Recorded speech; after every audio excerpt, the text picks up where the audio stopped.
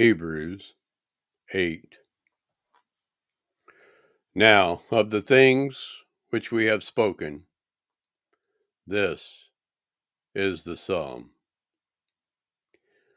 We have such a high priest, who is set on the right hand of the throne of the majesty in the heavens, a minister of the sanctuary and of the true tabernacle, which Yahuwah pitched, and not a man.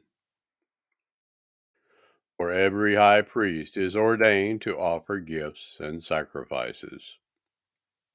Wherefore, it is of necessity that this man have somewhat also to offer.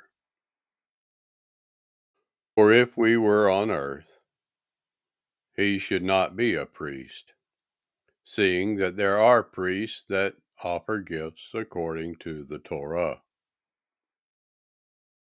who serve unto the example and shadow of heavenly things, as Moshe was admonished of Yahuwah when he was about to make the tabernacle. For, see, says he, that ye make all things according to the pattern showed you in the mount. But now has he obtained a more excellent ministry, by how much also he is the mediator of a better covenant, which was established upon better promises. For if that first covenant had been faultless, then should no place have been sought for the second. For finding fault with them, he says, Behold, the days come, says Yahuwah, when I will cut a renewed covenant witheth the house of Yasharel and witheth the house of Yehudah,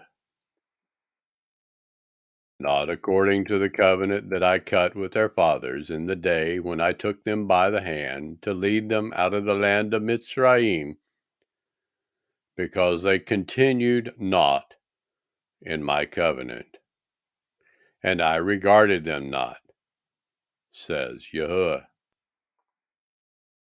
For this is the covenant that I will cut with the house of Yasharel. After those days, says Yahuwah, I will put my Torah into their mind, and write it in their hearts, and I will be their Elohim, and they shall be to me a people.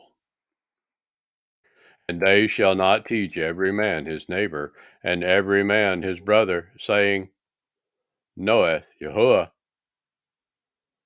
for all shall know me, from the least to the greatest.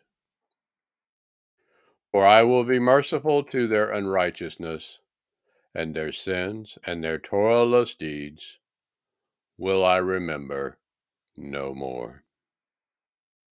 In that, he says, a renewed covenant. He has made the first old.